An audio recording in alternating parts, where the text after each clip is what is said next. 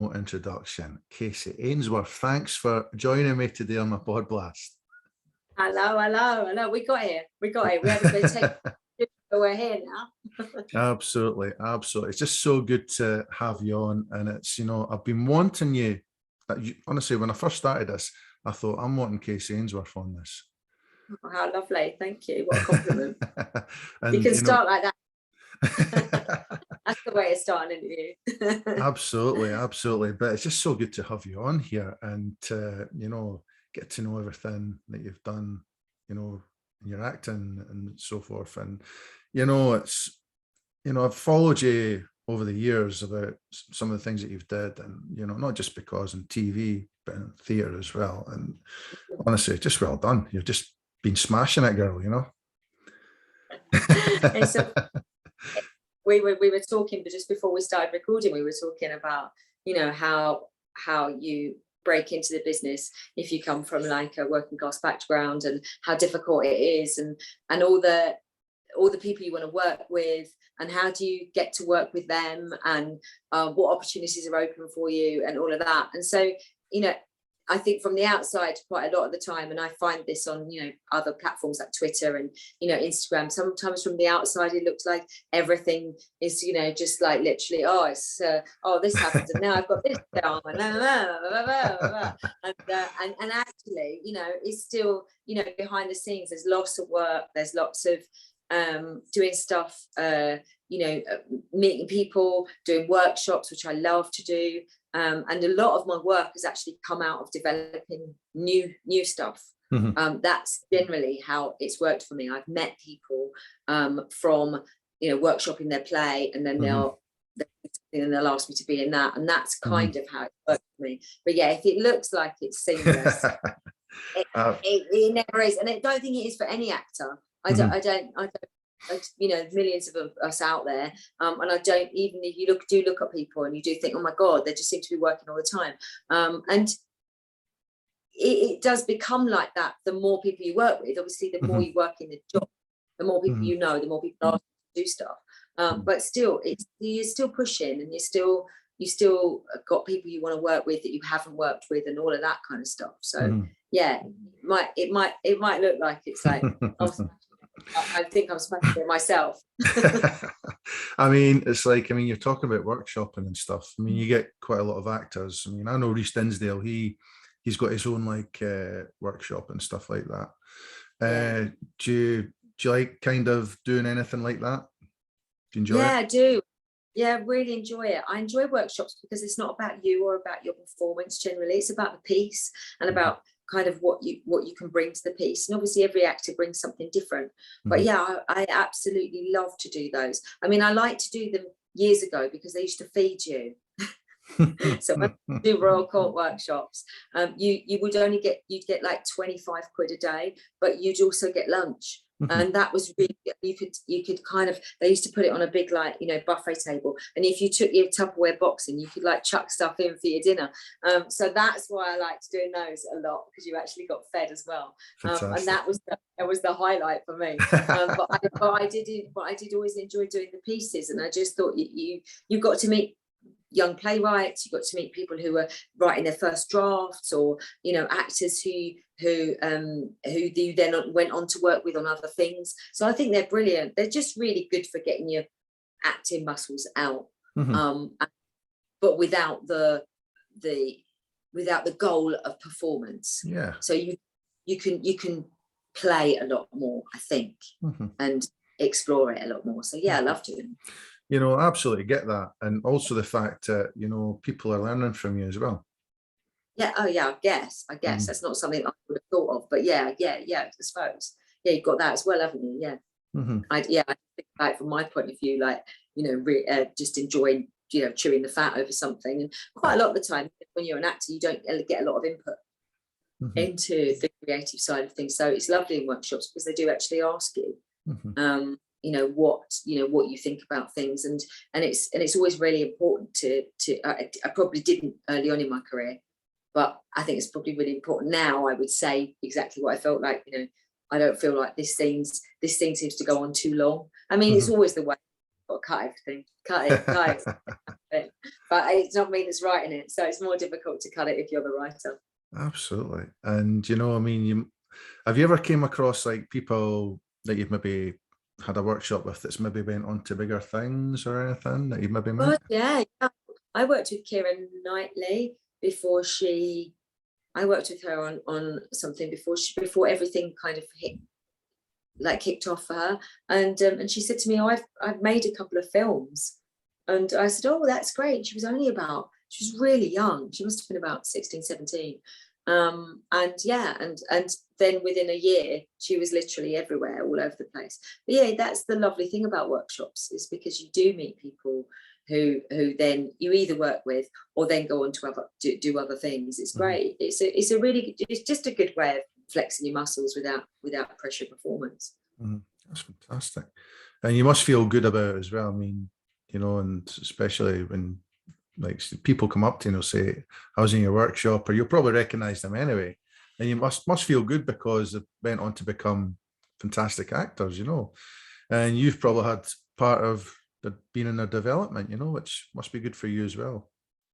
Well, I think it stood me in good stead, certainly when we first started with EastEnders, because that's how they found us as a family. They found us through workshops. So we started off with about 150 people doing a workshop, and then they whittled it down, and found us as a family. So it probably did stand me in good stead, because all we did was improv the whole time. And that's how they ended up putting us together. It was a really long process. It was over 3 months. But somehow we all gelled, and there were lots of people who they decided not to continue with their characters onwards. We had a mum in it who they decided not to have a mum in it, and for the mum dead when we arrive on the square. So we're motherless, 4 girls motherless.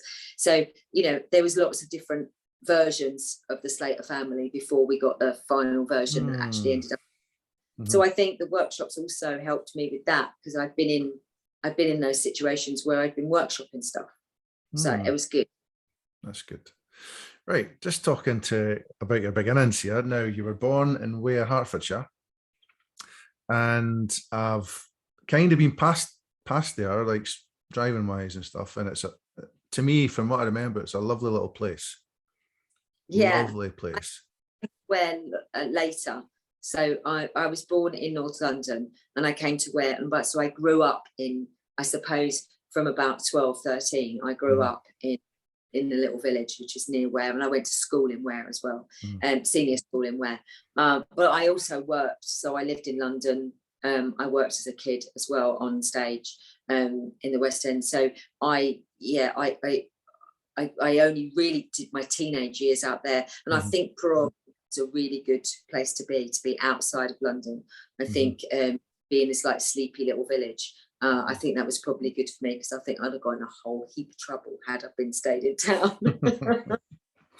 Absolutely, but it's a beautiful place, you know. But what I was really wondering was, could you remember the point where you actually thought in your life, right, I want to be an actress? You know, what made you want to be an actress? I mean, did anyone inspire you from TV, or like any particular actor that made you want to act? Or my mum really loved.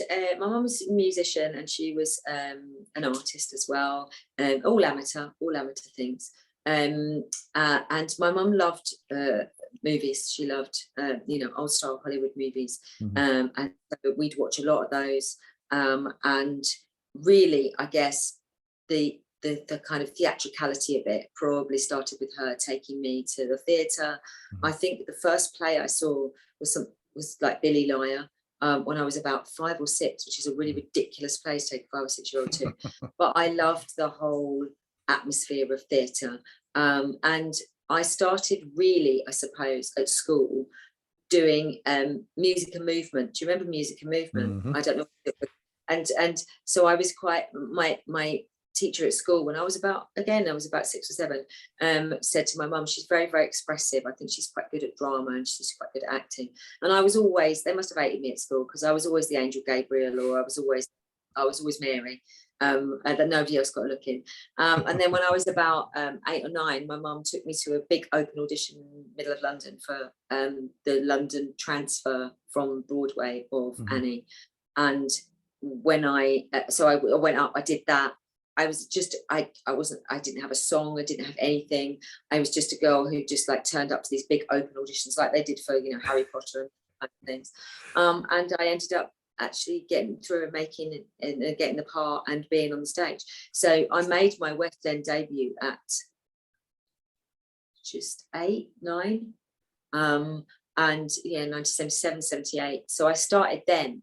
So I think once I'd got that as a bug, I don't think I was ever not going to do anything else. I did stop around 14, when I was about 14, and that's when I was in Ware and I went to normal school. But it was always there.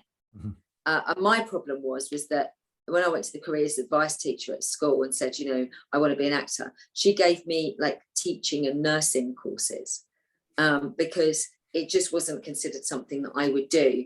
You know, a comprehensive kid, state school kid going to be an actor. It just didn't, it wasn't something that people could aspire to it. You could join an Amdram society and you could want to do that, but you didn't actually do it. You did something else. You know, you were a nurse or you were a teacher or whatever. It was it wasn't exactly forward thinking school, to put it plainly. But anyway, that was, and so I really had to do it myself. I had to find the drama schools that I wanted to go to, and then I had to apply and I had to pay for that, and I had to audition and I had to do the traditional route. And really, for me, that was the only way I was ever going to do it, because I didn't know anybody in the industry, other than people who'd looked after me when I was a kid. And you know, by that stage, I was a 17, 18-year-old. So I had to make it myself. I had to do it myself. See, for like when you were that age, I mean, it must have been really difficult to actually, I mean, did you have little jobs to pay for it? You know, like, did you work? Yeah, worked, packed sausages, packed sunglasses, worked in a factory. I had a regular job in a fish and chip shop, which was always good because, again, I got food. At the end of the night, whatever hadn't been sold, you get to eat. So yeah, I did have to take on all of those jobs, especially whilst I was training. Whilst I was at Central, that was I needed to supplement my income, and it always used to make me laugh because I used to get back after the summer holidays, and I'd say to, there's one girl in particular, I'd say, oh, what did you do in the summer holidays? And she's she's a lovely girl, but she said, oh, my parents have got a yacht. So I was in the Mediterranean and I went to Portofino and I went to Venice and we sailed around and I took a couple of sailing exams and blah, blah, blah, blah. And then she said to me, oh, what did you do? Where did you go? And I said, oh, I went to Cricklewood because there's a factory there and I worked there for the whole time I was off. We were just like, yeah, this is, that's the difference. There was no judgment on either side. It was just what we did and this is how we lived. And yeah, it was there were times when you just thought to yourself, I just want to not have to think about where the money comes from, but a lot of the time you did. And also in the industry as well, like you'd get offered a job. I remember being offered a job by a very big director, amazing guy who I really wanted to work with, and he was offering me 3 days work on a Channel 4 job, and it was a brilliant piece and I absolutely loved it, and I was really emotionally involved with it. And then, but at the same time, the BBC offered me 8 weeks in a costume drama, which was completely different, and also wasn't to play a working class character. It was to play an upper class character, which I didn't get very often because they wouldn't see me because I was a Londoner. But it was the 8 weeks. I think I probably would have given up the one job for the other one if it's not about 8 weeks of getting paid, 8 weeks getting paid, and I just couldn't turn it down. And I think a lot of people don't realize that sometimes you take jobs for fiscal reasons and you have to, because that 8 weeks could then last me another 8 weeks if I was said, and so therefore I didn't have to work in the fish and chip shop. Or I think what actually I did was I went to the fish and chip shop I hated working there. And I said to him, I don't want to work here anymore. So I didn't do it for the 8 weeks. And then I went back to him after 8 weeks and went, oh, do you know what? I think it's all right. Whereas I couldn't have done that for the 3 days. I couldn't have taken a weekend off. So yeah, it's sometimes you have to take the jobs for the money. Mm-hmm. Absolutely. But did you enjoy doing the actual drama? Did you enjoy it? Yeah. The other drama, it was great. It was called The Moonstone. It was a Wilkie Collins novel. I played Patricia. Everyone was in it. I played Patricia Hodges' niece. Mm-hmm. Keely Hawes was in it. Greg Wise was in it. Scott Handy was in it. Anthony Sher was in it. Peter Vaughan was in it. Anton Lesser was in it. I mean, it was one of those big BBC, big budget period pieces. Mm-hmm. And it was, and I had a brilliant time. I had an amazing time on it. Mm-hmm. But I'd had to turn down this part, this other director, and he came back to my agent and said, I will never ever see her for anything ever again. And I thought, well, that's all right for you, because you've got loads of money, but I need to do this. And he didn't really understand that that I turned him down. I just bruised his ego. I was like, mate, it's money. Well, I'll tell you, it must have been a big thrill for you to be in something like that. You know, it's ironic. I was actually, you're talking about Peter Vaughan. I was actually watching Porridge about an hour ago, and before I did this, and he's playing Grouty, honestly. Yeah, he was fabulous guy. Was he a nice man? Really lovely. It was a really lovely job. I'm thinking Jeffrey Palmer was on it as well. I'm thinking about all the other people who were on it. It was a brilliant job. I really enjoyed it, and I learned a lot from that as well. So it was a really good job. Great director, really good producers. So yeah, it was a good job. But it was, the reason I took it was because it was 8 weeks. So I mean, obviously you went and done all that yourself and stuff. I mean, how was your family? I mean, how were they about it? Did you get support from, say, your parents or? No, my mum and dad didn't give me any kind of financial support at all, because it was like, you want to do this, go and get yourself a job, but you're gonna have to support yourself. So and I think that that was fair enough. So yeah, they weren't really. I had to go and I had to get a bursary and also get a grant, and I had to audition for my grant from Hertfordshire County Council, and there was one grant available for people for drama grant. That was it. So I was very lucky to be able to get that. And there were 20 other people who were going to really good schools, but they had to give it to one person, and they gave it to me, which was great. So I could do my course, and I could finish my course. But yeah, my parents weren't. They didn't do any supporting financially. They said, you're on your own. Yeah, well, the thing is, at least you did it, and I mean, look at you now. That's fantastic. You've done brilliant. You've done absolutely fantastic just now. But we're going back to, I mean, the whole country, the world. No, I mean, you're known as Little Mo, obviously. You know? I mean, I was actually watching the clips from you playing it, and honestly, you're fantastic in it. Even when I was watching it, there's times when Trevor made me angry in it, and I was thinking, meet this Scotsman, I'll sort him, and and it's funny because actually, I mean, Trevor, it's not I wouldn't say it was a popular name in Scotland, but I actually I went to school with a guy who was a bit of a tough, and his name was Trevor, which was kind of ironic, and that kind of, I mean, Alex Ferns' character kind of put my mind to him, and he actually kind of spoke like him a little bit, But I mean, talk about Little Mo. I mean, how did you actually get that part? I mean, obviously you're talking about the workshopping and stuff, blah, blah. But did you actually audition to get that role, or? No, they were all created in the workshop. So we had a brilliant director, Scots director called Kenny Glennon, who was actually going to play Trevor, which is why he was Scottish. And he was running the workshops. And so Little Mo was kind of created, that her character and the part that she was going to play within the family was kind of created there. The name, obviously, and all the storylines were created by Tony Jordan and all the team of writers. But the kernel of her character and the family, all of that came out of workshops, and Kenny was running those. And he was going to play Trevor, and the only reason why he didn't was because he got a big directing job directing a film, and that's really where he wanted to go. He didn't want to be an actor; he wanted to do it. So he'd had to kind of give that up. So that's the only reason. But that's one of the reasons why Trevor was a Scottish character, because it's been written for Kenny.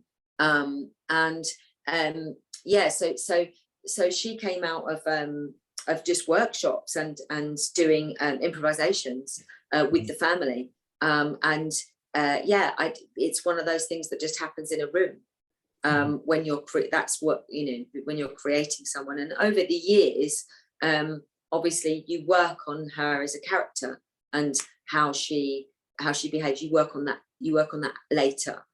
So you get the role, and then you kind of feel about how they're writing for her, and then you kind of develop the role as it goes along. I always knew the character was going to be a slow burn.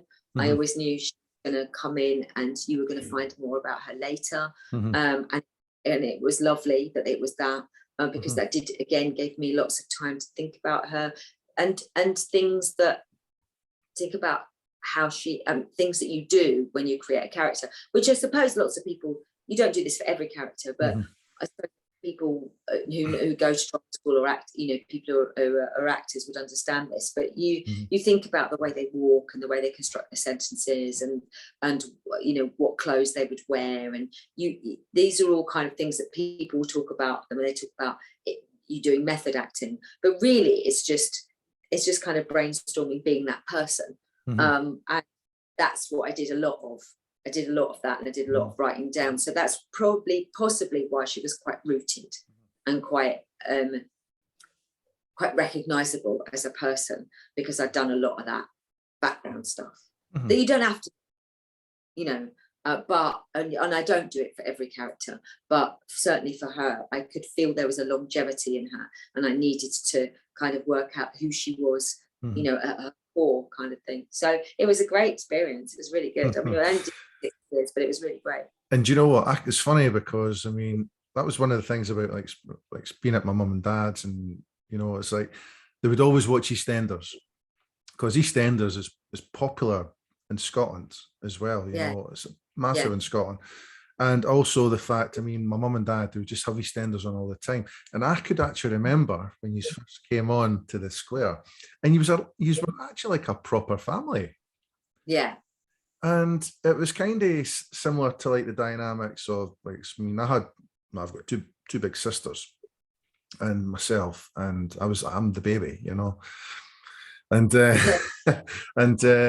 but it's like I could still remember that particular episode. Was that not the same episode that Cat Slater was flirting with Martin Kemp's character, and he knocked her back? Yeah, possibly. I mean, my God, their character flowed with everyone. I think it might have been.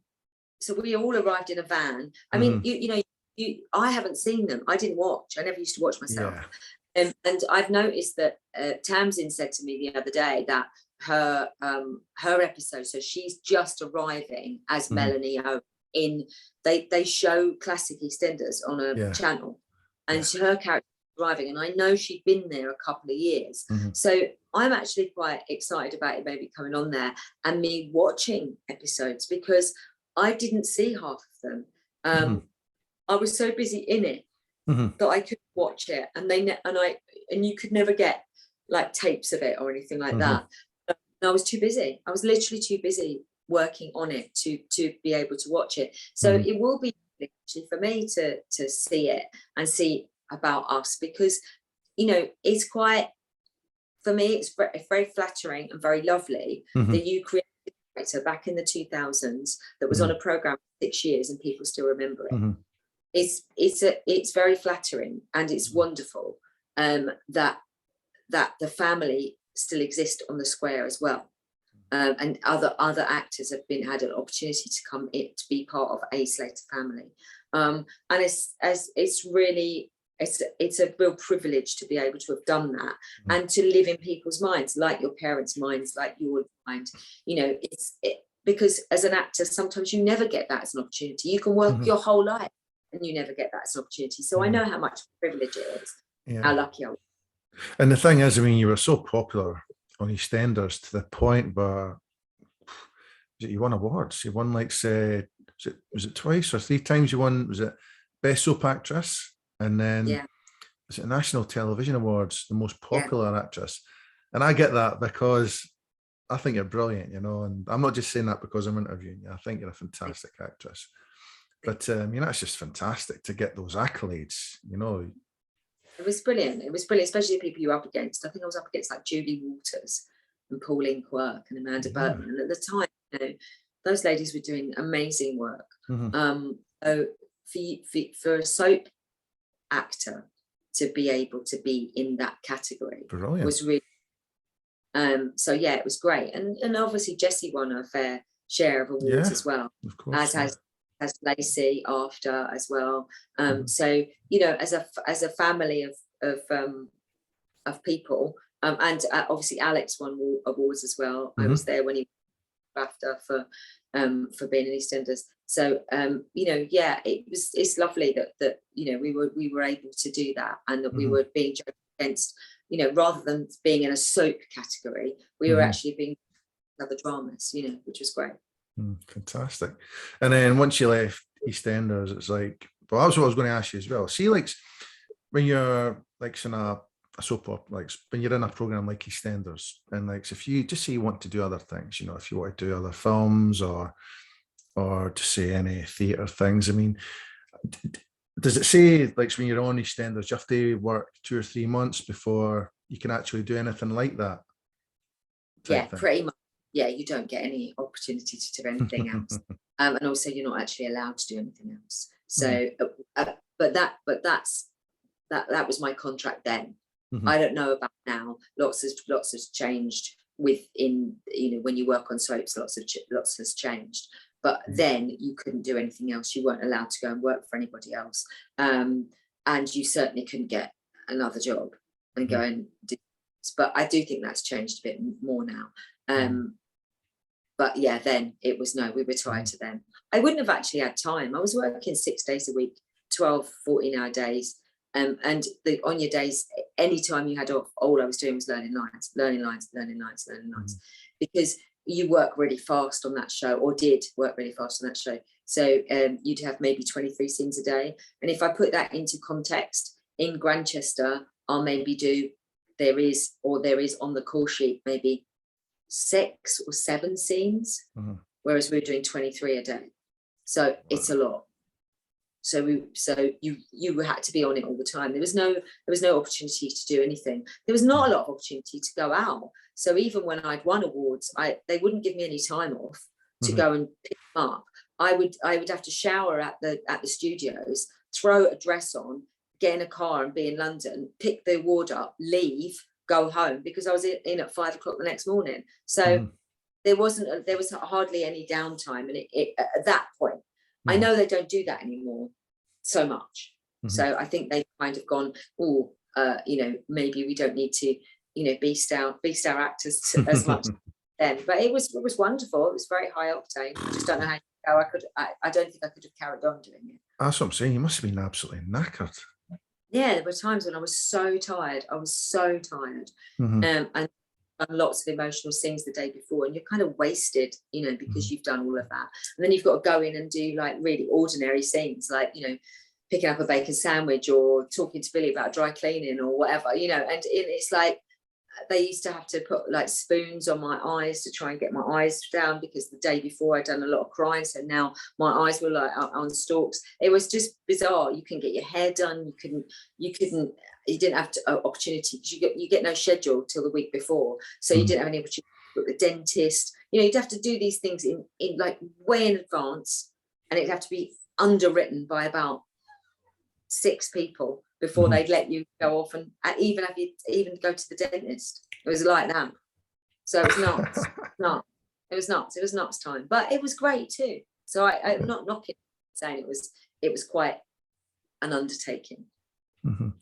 But it's something that you did, and I mean you did with aplomb as well. So good on you, Kacey. You know, but then. Well, it's never just you. It's always the amount of the other people around you, the other actors you're working with, the amazing writers that they've got on that, the producers, the directors. You know, it is a team effort, because it has to be. It's like this big juggernaut, and everybody has to play their part in it. So yeah, I was very lucky to get what I got. And imagine after a while as well, like when you're working on EastEnders, like everyone's kind of like a family as well. Yeah. You know, like so even not just the actors, but the crew, you know. Yeah, definitely, yeah.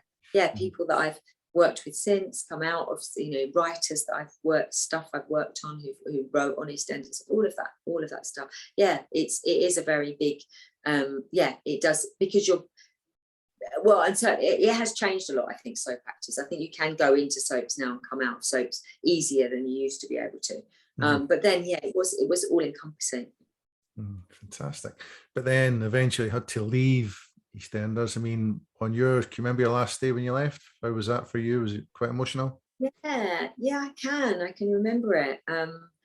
Yeah, it was really emotional because my daughter was about maybe 1.5, 2, and I felt like I just wasn't spending enough time at home. Hmm.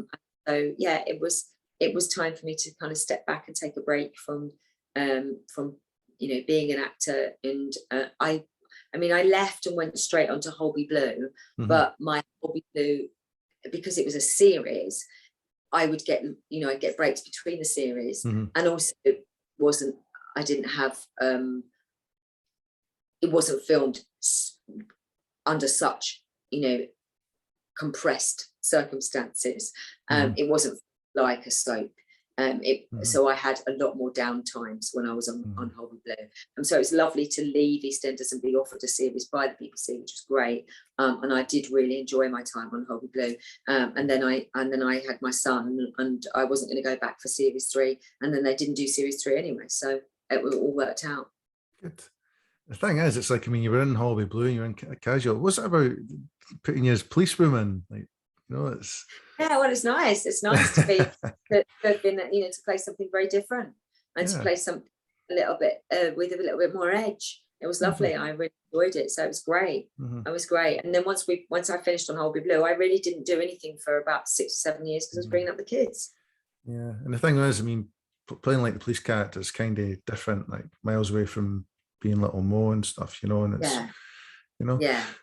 and do you not feel as well, like you maybe get lots of actors, I mean, no disrespect to particular soap actors that have been on soaps for so many years, but, I mean, maybe they're just happy with just using the soap as like a job, but, I mean, do you feel personally that it's good to maybe be on something like EastEnders and then just eventually flying an S from there and then just doing different things? Do you prefer doing that type of thing? I think it's personal circumstances, and also it's personal choice. Hmm. I know worked on there for years and years and years, and they absolutely love it and they enjoy it. Hmm. And like you said, it's a job to them. It's what they do, and every year they feel very grateful that they've had another, another year out of it, or another 3 years, whatever they're doing with their contracts now.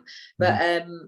But yeah, I knew I'm the kind of person where I do something and I think to myself, oh, I think I've gone as far as I can go with this Hmm. character. I want to play something else. I Hmm. mean, it happened naturally with me, and then obviously it was nice to get something to when I left, but I also knew that would then have its own shelf life too. So yeah, I do enjoy playing lots of different things, lots of different roles, lots of different genres.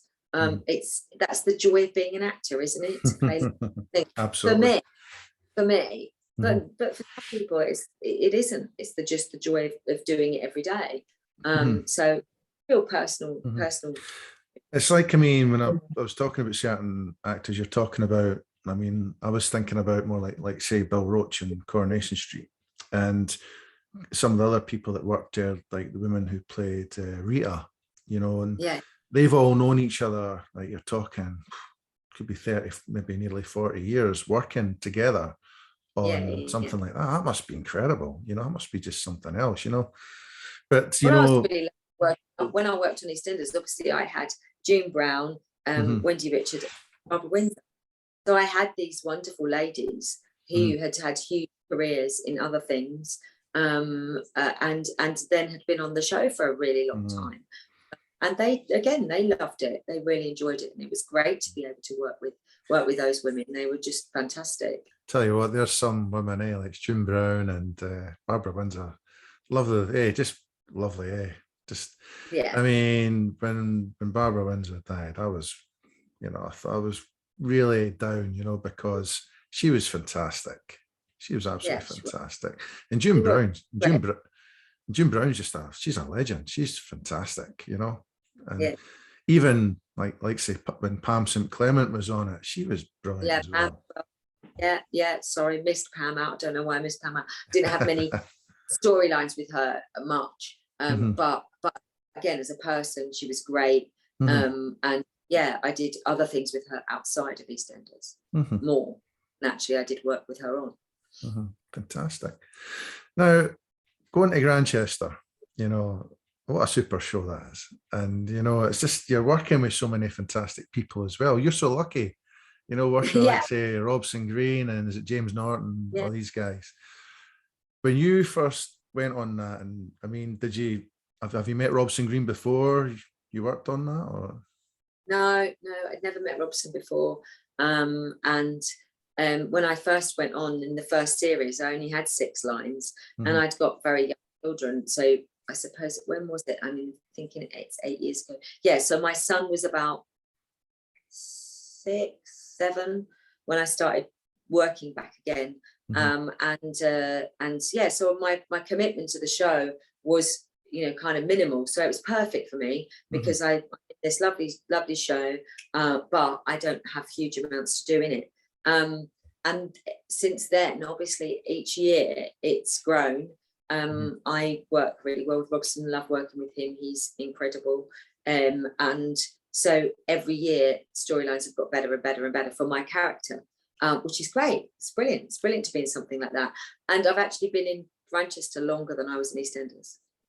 So, but because of the way it's filmed, again, I am able then to do stuff outside. So I am able to do films. I am able to do theatre, and I can move that and fix that all around doing Grantchester because it's only filmed for, maybe it's a 6-7 month commitment for me. Although during pandemic it was an 11-month commitment. Yeah. So I've just finished 11 months of filming. So it was quite a big undertaking, especially during COVID. Yeah. I mean, see, when the pandemic kind of started, that must have been a nightmare. Like when you first came on that, and I was watching something on the TV. Actually, it was before they were filming Grantchester during the pandemic, and you saw them like with their masks on, and before they were actually doing their scenes, and just crazy times, Kacey, isn't it? It's crazy. Oh, it was nuts. It was nuts, and you could, your makeup person couldn't be with you for longer than 15 minutes. And my wig takes, I'd say, a good 45 minutes to put on. So we'd have to we'd have to make a start, and we'd have to have a break, and then I'd go in and have to do something else, and then I'd come back. So your whole working day was much longer, and obviously you're the people who are working on you are full PPE, you're full PPE. It's quite. It was an undertaking. I mean, it's nothing to compare to what people are doing in hospitals and all the rest of it, and frontline workers. But in terms of trying to keep your acting head on when you've got all of that, you really, the concentration level had to be quite high. And also it made your day much longer. But it was what it was, and I was just very grateful to be back on working. And kudos were incredible. There was nobody who got COVID from that set. Fantastic. No one. Absolutely fantastic. And we didn't have a single crew member who tested positive for COVID during that time, which is incredible. It's really kind of, you talk about that. I mean, when I was talking about last year, when I went down to Wolverhampton to be in Benediction, Terence Davis's film, I actually had to go to London to get my COVID test. And I had to go past the Chelsea Stadium to somewhere in Fulham. It's like a church in Fulham where I actually had to go in and get it done. And the woman had the cotton bud thing, and she stuck up my nose. And honestly, I was like that. I was like Stan Laurel, and she was laughing because this thing was, and she was pushing up further. Like, that's enough, But then, but like, so I was filming the next day. Oh yeah, it was like this cotton bud. It was a bit, honestly, like that, But I mean, I was to get the results something like 10 or 12 hours after it, And the hotel, I was staying in a hotel in Wolverhampton. It was a Ramada Jarvis Hotel in Wolverhampton. And the day that we actually started, when I started filming, Wolverhampton had their lockdown, Right. which was crazy on that Yeah. same day. On that same day. But obviously when we What went, happened? What well, happened? Were you able to go on? Did they allow you to carry on, or? oh yeah, well, what I was worried about was, I mean, when I was in my hotel room, I was waiting for like the email to tell me whether if I was positive or negative. Luckily, I was negative. But that was a main fear with me, you know. But on the actual set itself, they had people there with the gun things to test your temperature and stuff like that, Yeah. and they were really Yeah, good. yeah, yeah. And obviously, you had to Yeah. show them, like, say, your negative type pass thing as Yeah, well, you know. yeah. But apart from that, I mean, everyone was very careful, you know. I mean, the scenes I was doing that day, I was working with an actor called Jack Loudon, who's been in Dunkirk and stuff. I was working with him and a young English actor called Matthew Tennyson, who's been on lots of stuff. And, you know, but everyone was so careful, and Yeah. and even the director was brilliant, Terence Davis, fantastic. And it was great to just be involved in that actual shoot, you know. But it's good to be, but you know, as you said, it's just great to be on somewhere where everyone, like, they're super careful in a time like this, you know. Yeah. You know, but yeah, but honestly, you know, it's just what I was going to actually say to you was moving on from Grantchester, because I'm actually going to watch it later. I'm going to watch some Grantchester later, actually, in your honour, of course. And I was thinking about how do you enjoy theatre? Do you enjoy treading the boards? Yeah. Now, the reason I mentioned theatre was because you were in Sweeney Todd, the Demon Barber, and I mean the show got fantastic reviews, but Yeah. yourself got a fantastic review as well. How did you feel about that? It was great. It was great to be in something that was it was kind of everything that I wanted it to be. Mm-hmm. I often like to take things that are played generally in a certain way, and Mm-hmm. I don't deliberately do something different with them, but I like to. The director Nick Bagnall calls it pumping the truth, and I like to do that with everything that I do. Mm-hmm. And we were both on the same wavelength, and that was utterly brilliant, because that's what he wanted to do with the Demon Barber. Mm-hmm. He didn't want it to be a kind of, for her to be a kind of comedy act, and it was because the comedy should come out of the actual real darkness of the piece. And at one point Sweeney says, these are desperate times, and desperate times call for desperate measures. And that was summed up the whole piece for me, about how people, you know, when you're in real dire circumstances, some choices you make aren't the choices that you would make had you not been in those dire circumstances. So for me, the piece was really important to have that as and not for it not to be fluffy or light in any way, but for it to be funny, but darkly funny. And so I really enjoyed doing that. And it's an interesting one, because I'd just come off an 8-month audition process for another musical. And so people do, I suppose I like talking to other actors like yourself about, because you will all understand this process, and also you won't, you know, in this podcast, you're not going to sensationalize what I'm saying. You're just going to have it to be real. And I like the fact that we can talk about real situations. So I had done 8 months on a new musical that was going to be opening in the West End, and I'd started off doing workshops, and then I'd done auditions for it, and then a couple of months later I then did recalls for it, and they kept saying to me that I was either right for one part or another part, and it was a new musical, so it meant that every time I auditioned I had to learn a new song. So I had to go rehearse that for myself, all under my own steam, find somebody to play it, record it, learn it. So I was going in there every time for the audition. And it was like, it literally was spanned over 8 months, and I didn't get the job. At the end of that 8 months, I didn't get the job. It went to someone else. It went to someone younger than me. And they decided that the part should be played by a younger person. And it was an utter gutter. It was, because it had been an 8-month process. And so I went into Sweeney Todd for the audition for Sweeney Todd, because they didn't offer it to me. I went in for the audition for it, thinking to myself, right, I've just twisted myself into several different parts.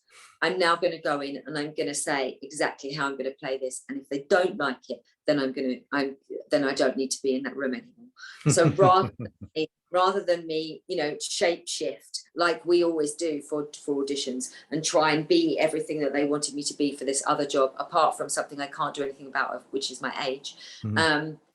Rather than do that, I just went in with this complete idea of how I would play this character. And I was very lucky, because Nick Bagnall also had that idea about how he wanted to do the piece. So those two things came together. And interestingly enough, Sweeney Todd was the better job for me to have taken at the end of the day.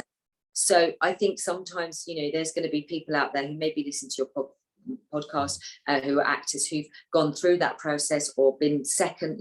There's so many times where you go, oh, it was between you and so else. And you always wonder if that is the truth.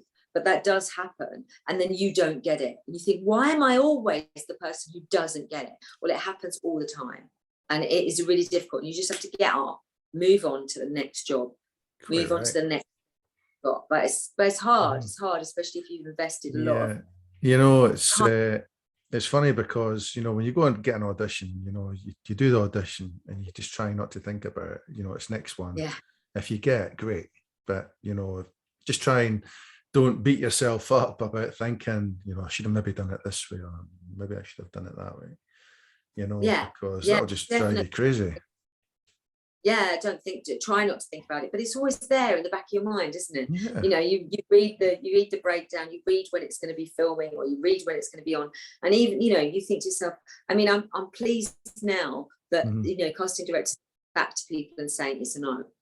It's so much better just to have that as a blank it's a no, rather than send something out into the ether and you get nothing back. And I think a lot of casting directors have now listened to actors and equity and for how good our union is, and they've actually listened and said, right, okay, yes, of course we need to tell people that's a no. You don't always because sometimes the role is just not right for you. And that's absolutely fine. Not every role is going to be right for you, but I think it's important that every actor tells every other actor that you get knocked back as many times as you get the job. Yeah, and you know what? It's funny because obviously I know so many people that kind of take it badly if they can't, if they maybe don't pass the audition. And a lot of the time I feel, and I've experienced this as well, maybe you could have a smashing audition, but maybe it's just the look, they're maybe looking for a person with that particular look. Definitely. To get the actual part. Yeah. As long as you make, my thing is, or I say to younger actors is, the meeting's the thing.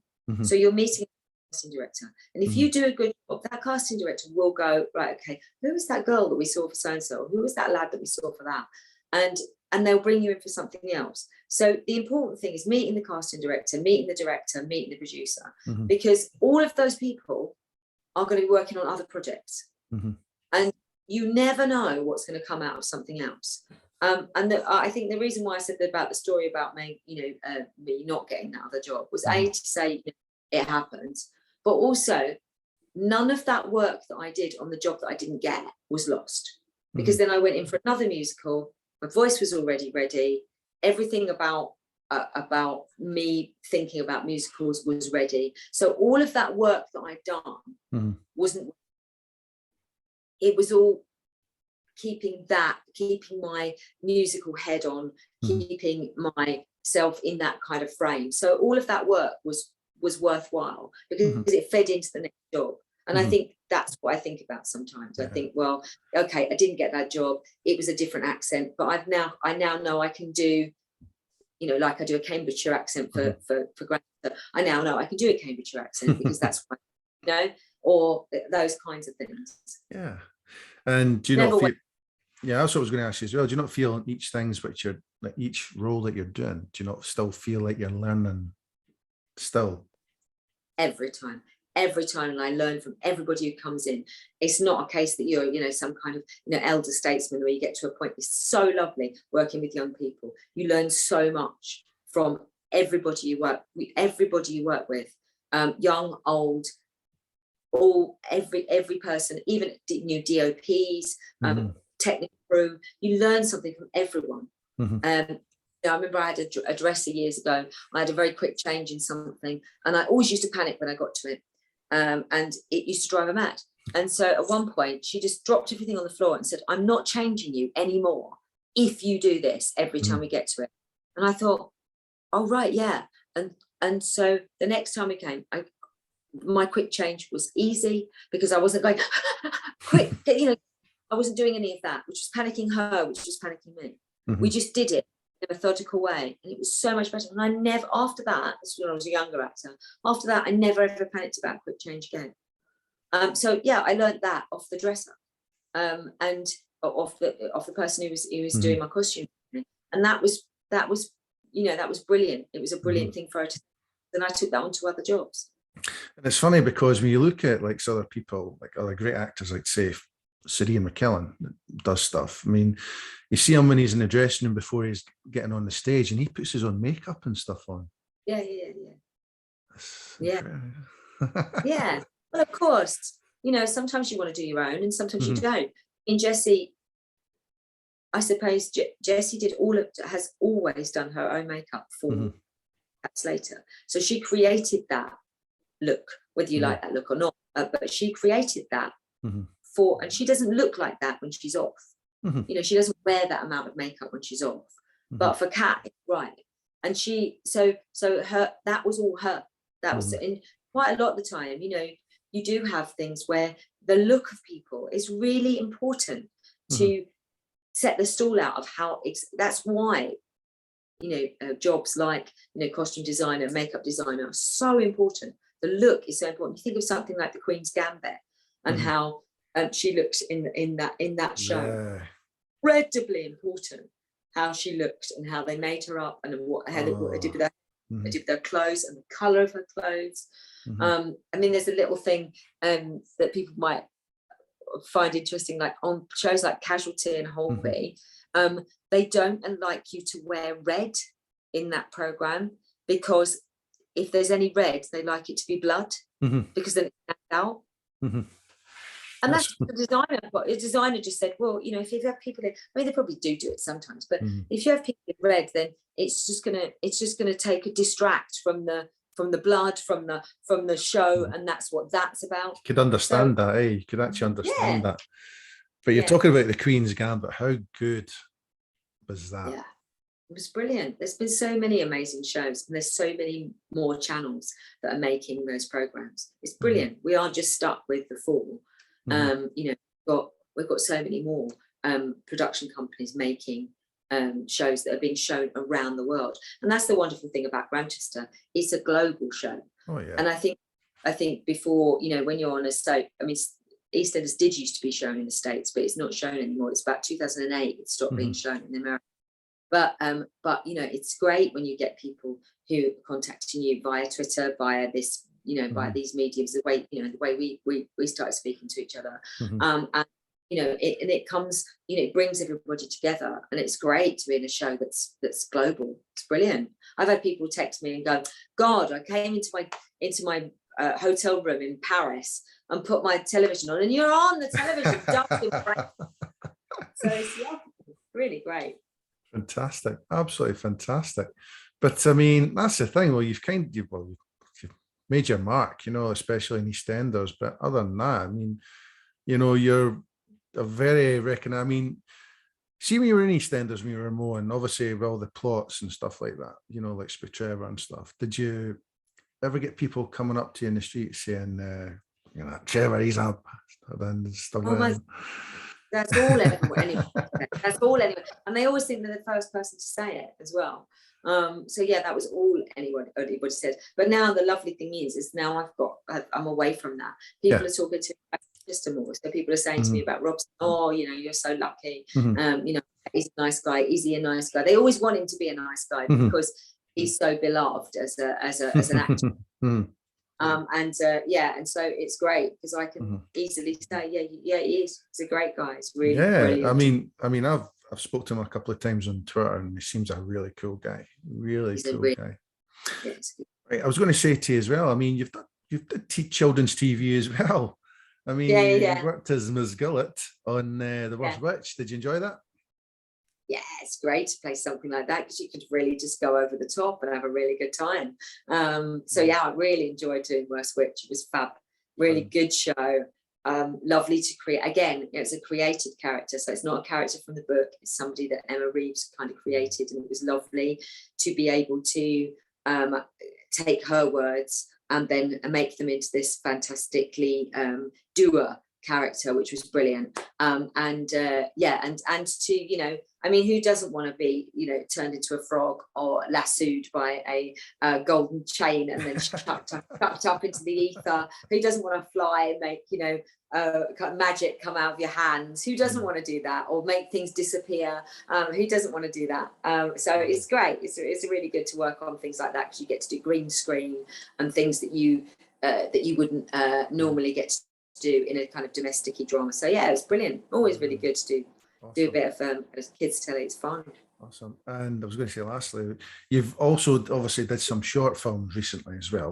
I mean, did you enjoy doing the short films? I mean, you did other things as well, other features, like you did Lynn and Lucy and Gold Star.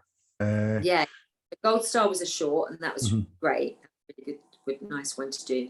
Because again, you're working with people who are sometimes first time writers, sometimes first time directors. Everyone steps up on a short film. So if you were a sound assistant, you're now the person who's designing the sound, and that's the beauty of them because they give everybody a chance to step into a bigger role.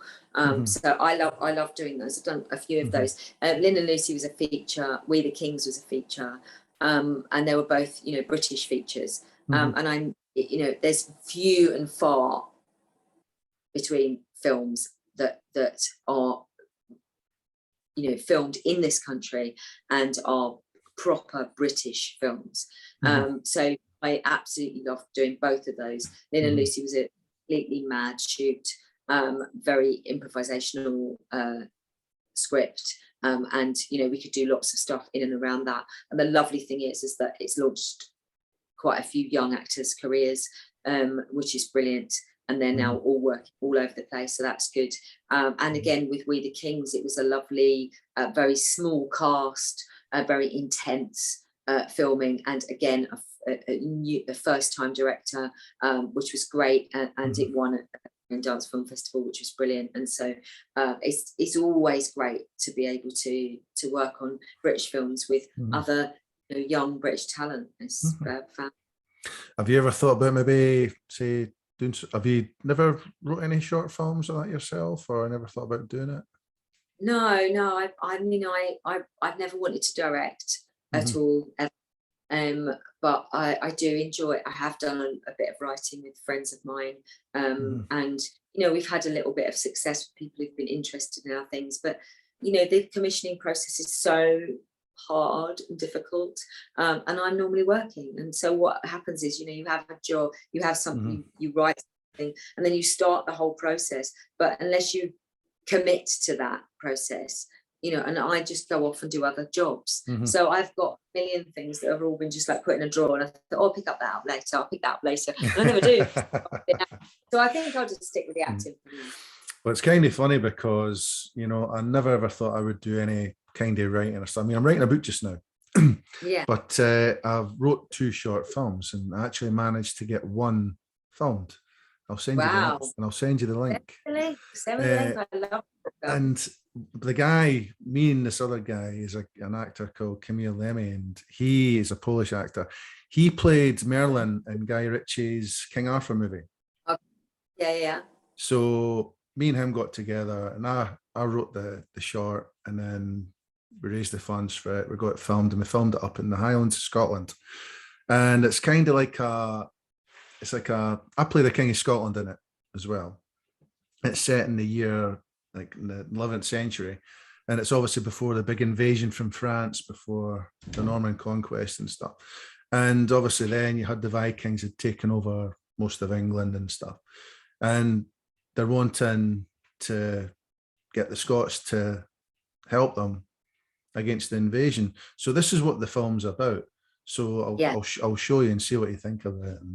Well, it sounds great, and it's amazing that you A, wrote it, B, starred in it, and got the funds for it, because it's incredibly difficult. I don't think people realise how difficult it is to make. And it's funny because, well, one of my friends is a woman called Jane Badler. She played Diana in V. Remember V that was on years ago? Yeah. And she she was like executive producer for the film. And so to get her involved in it was fantastic as well. But it was just, I thought it'd get done. That's a really hard thing to do. You're probably talking about, when you talk about Viking invaders, that's my ancestry. So, really? So my ancestors came over from Scandinavia and then settled in Scotland. So my grandmother was she eventually, her last name was McMasters. So I come from Scottish Scandinavian ancestry. Wow. That's my root. And somehow found myself back in, my grandmother found herself in London. Absolutely fantastic, But it's like, I mean, it's great being up here, but I love going down to London. London's just a fantastic place. It's absolutely amazing. I mean, I love going to Covent Garden. Yeah. And when I go down there, I like going to the wee pub, which is opposite the Savoy. It's called the Elizabethan, I think it's called. I like going in there. Yeah. And also, like, just along from there, there's it's like a Thai restaurant, but it's like a cocktail bar as well. Oh, right. Yeah. I love so you got your place like to go. Oh yeah, I love London. It's absolutely just. Well, again, you haven't been able to come down here, obviously, because of COVID. So you'll have to make the trip now. Now we're out and about. Well, the thing was, every now and then I get new headshots done. And when I think it was my last set of headshots I got done was actually quite near Soho. Right. In London. And they were like some of the best headshots I got from a guy called Michael Spring, fantastic photographer. And it was just great being down there. The only thing was, it was like lovely houses in this little square, which was a little bit like similar to Albert Square, the setup, but these were lovely houses. These were like really, I'm not saying they were not nice houses in Albert Square. Yeah. But then I wanted to get my photos taken next to these lovely houses, but the only thing was you had the Boris bikes along. Oh, right. Okay. Yeah. So we had to move along, and then we were in near this park and we got them done there, but it was just fantastic. I love London. I love the atmosphere of the place. It's just a fantastic place to be in, Kacey. Well, I think we've all missed, haven't we? We've all missed being able to travel around and work and go to different places, because it is brilliant to go to different cities. And the good thing now, I think, is that stuff is being filmed all over the British Isles rather than being London centric. And I think I've got a lot of Scottish mates who now can live in Scotland and still be in this, because you can meet directors like this, or you can do Zoom meetings, or you can do Zoom auditions, or you can do self-tapes. And it's not that thing where you've got to pay to come down to London to be a casting director. You don't have to do that anymore. And I think that's a really brilliant, the thing that's come out of COVID is the fact that actually you don't have to travel. You can meet people, like this. And it's perfectly acceptable to meet people like this and work with them and get a sense of them. It's magic, and it's saving you money as well. It's saving you bloody money. It's like 400 quid to go down there for an audition and come back. Exactly. You can't afford it, so it's great that there's other opportunities people are now doing. But you know what though, all I can say is, it's to, you've made my day the day, Kacey. Just totally made my day. Just coming on, and you know what? It's funny because before we came on here, I knew you were a nice lass. I knew you were a lovely lassie, and you know, just for the patience, again, I apologise earlier for the gremlins in the system, you know, and my bloody laptop and stuff. But honestly, listen, just thanks so much for. It's my pleasure for asking me. It's really lovely to talk to you. It's lovely to talk to actors, other actors, because we are a tribe. We're a tribe of people, and you know, you know when you're in the presence of another actor that there's stuff you can talk about, and you can just you know, you can do this a lot. You know, we could be in here all night talking about different things, you know. But listen, honestly, just thanks so much for coming on to the podcast and stuff. And you know, hopefully you'll come up to Bonnie, Scotland one of these days, and you know, be nice to film up there, you know, not with the midges. And you know, I don't mind the cold. I love the cold. And in fact, actually, I kind of quite like rugged weather, so I don't mind either of those. But I'll steer clear of the midges. I think it'd be good to see you playing a Scots lass, you know. Yeah. I've never done that. I've done an audition recently where I had to be Scottish, and that was fun. I didn't get the job, but I did an audition for it. But yeah, it'd be lovely to film. It would be lovely to film up there because I haven't been, obviously, you know, I haven't been out able to film anywhere other than England, you know, for the last 2 years. So it'd be great to get up there and do something. Good stuff. Well, listen, Kacey, thanks so much for being on here. Thanks so much. And listen, you have a lovely weekend.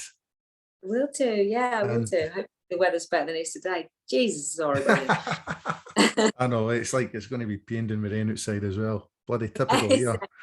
Listen, thanks so much, Kacey. My pleasure. Thank you for asking me, and you have a good weekend too. Same to you. Bye for now. Yes, mate. Cheers. Bye.